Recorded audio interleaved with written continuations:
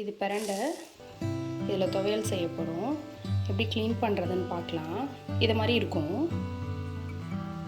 இந்த கார்னரை கட் பண்ணிங்கன்னா கத்தி வச்சு இப்படி இழுத்திங்கன்னா அப்படி நார் மாதிரி வரும். இது மாதிரி வரும்.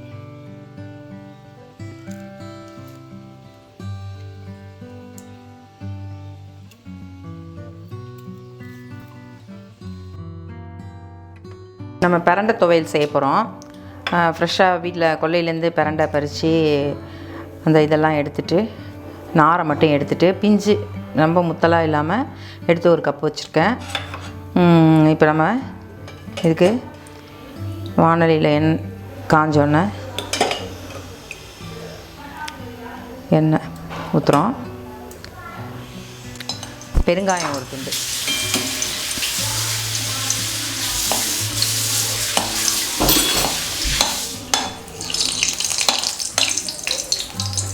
காரத்துக்கு ஏற்ப நான் ஒரு கப்புக்கு வந்து ஒரு 6 மிளகாய் போடுறேன். எவ்வளோ நம்ம காரம் தேவையோ அதுக்கு தகுந்த மாதிரி போட்டுக்கலாம்.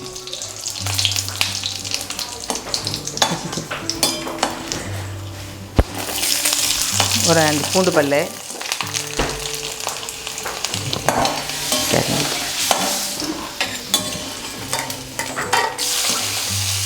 பிரண்டையை வந்து நம்ம நல்லா எண்ணெயில் நல்லா வதக்கிக்கணும். இல்லைன்னா நம்ம இதை கட் பண்ணும்போதே கையெல்லாம் அரிப்பு இருந்துக்கிட்டே இருக்கும். நம்ம ஒரு நமைச்சல் இருக்கும். அதனால் நாக்கெலாம் அரிக்கும். வதக்காமல் செஞ்சோம்னா நல்லா மொரன்னு வதக்கிடணும் எண்ணெயில்.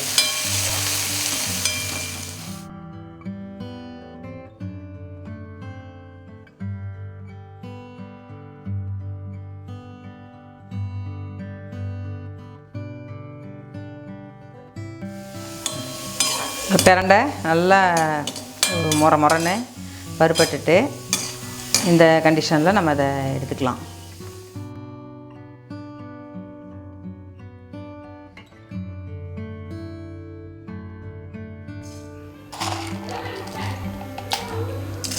உளுத்தம்பருப்பு 1 ஸ்பூன் போட்டுக்கிறோம். அதையும் நல்லா வறுத்துக்கலாம்.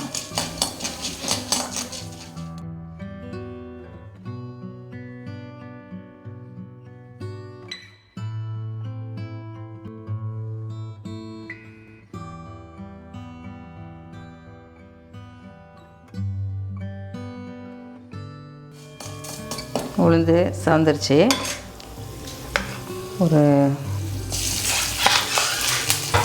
2 ஸ்பூன் தேங்காய் போட்டுக்குவோம்.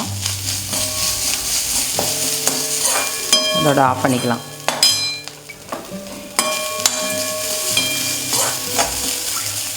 ஆறினோன்னே புளி மட்டும் போட்டு நம்ம அரைச்சிக்க வேண்டியது தான்.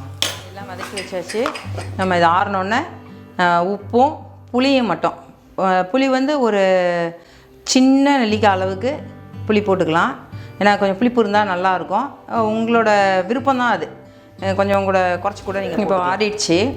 நம்ம முதல்ல மிளகாய், அந்த பூண்டு, பெருங்காயம், உப்பு, புளி எல்லாம் போட்டு அரைச்சிக்கிறோம்.